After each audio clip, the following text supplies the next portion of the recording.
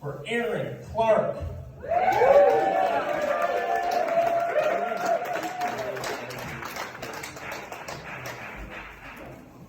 Thank you guys so much. Give it up for Ben and yourselves, guys. Thanks for coming out. Oh, yeah. Right. Appreciate you guys coming along. My mom, she named me Aaron for a very, very special reason, you guys. And she would tell me all the time growing up. The first two letters of my name are AA, a reminder to her of where she should have been on the night I was conceived.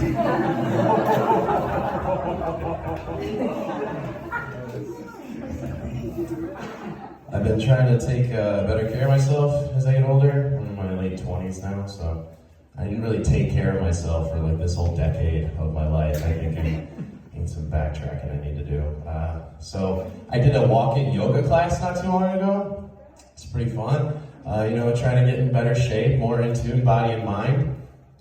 That didn't happen, but on the bright side, silver lining, I did finally find out what my yoga mat is for.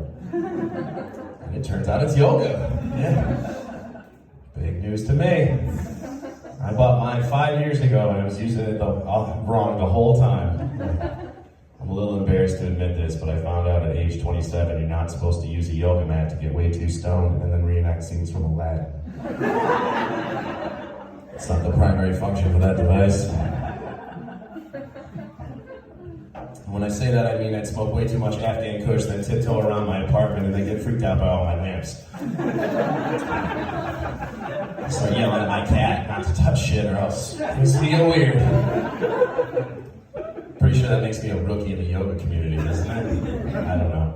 The instructor, he stopped me on the way out and he's like, "Hey, you're new at this, huh? You're first time?" And I was like, "Yeah." I'm embarrassed, man. He's like, "Oh, don't be embarrassed. Everybody's bad their first time. I know I was, but don't be discouraged. Keep coming on out, And in 6 months, hey, you could be like me. You could be teaching your own class. Like me, I'm a certified yogi." No offense, man, but you're more like a Paddington. Just gotta say, maybe a parent's day on your best day. Like, I don't know you personally, dude, but I think you gotta be honest with yourself. I worked really hard on that joke, you guys. Really, really hard. Like, thank you. Yeah, thank you.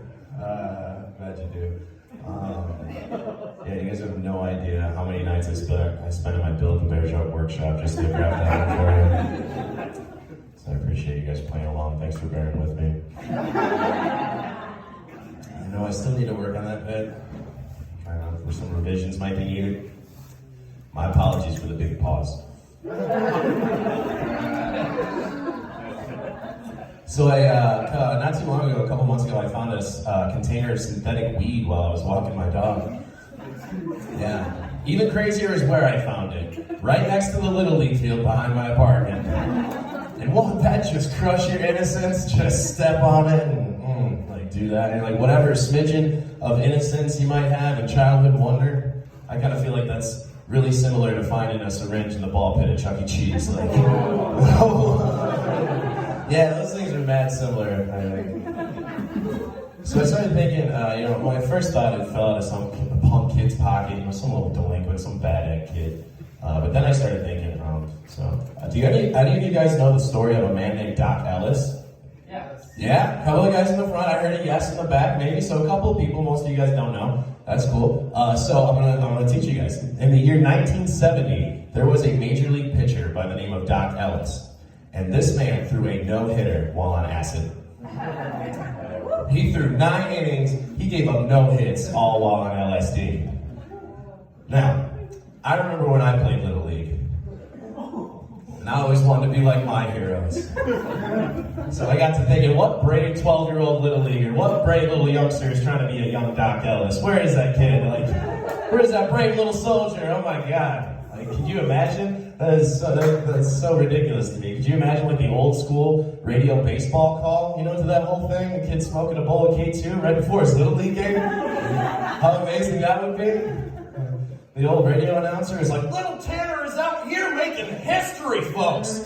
He's thrown 5 innings, given up no hits, he's got 10 strikeouts, and he's now on his 14th flavor ice pop, and he's convinced the ball is talking to him. This is history in the making." Boy, howdy, that kid's parents must be mighty proud. Wherever they are. No, seriously, it looks like the coach is making a call to the bullpen. No, he's calling DCFS. That's probably the better choice there. Good call there, Skip. It's your U.S. Cellular call to Child Protective Services, sponsored by U.S. Cellular. Now for $39.99 a month, you can get a foster family plan. Well, bottom line on that is let the kids smoke the wacky weed and, we'll keep the good stuff, right, guys? Yeah. I got kicked out of Boy Scouts when I was 9.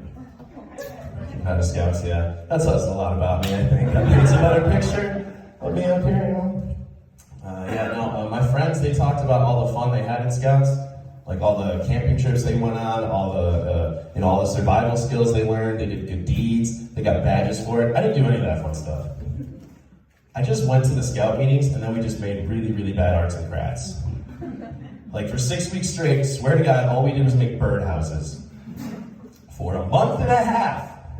And I don't mean we each worked on one for 6 weeks. We were cranking out a quota of these bad boys. And nobody questioned it but me. I was the only brave one to question it and raise my hand and be like, hey, they do this themselves, right? It's kind of their thing, right? That's what they told us. Like, what's going on here? Does Hobby Lobby have a child labor force that has been cracked down on? Like, what the fuck is going on here? Like, is this the military? Like, am I at boot camp right now in some sort of Stanley Kubrick film situation I'm not aware of? Like, are we going to be saying a creed pretty soon? Something like, this is my birdhouse. There are many like it, but this one is mine. My birdhouse is my best friend. It is my life. Without me, my birdhouse is useless. Without my birdhouse, I am useless. I must build my birdhouse true. I must build sturdier than Troop 242 who is trying to outdo me. I will. By God, I swear by this creed. Like that? You're doing something like that there, Scoutmaster Dave? I didn't like that one too much. You guys like it a lot better than they did. Thank you.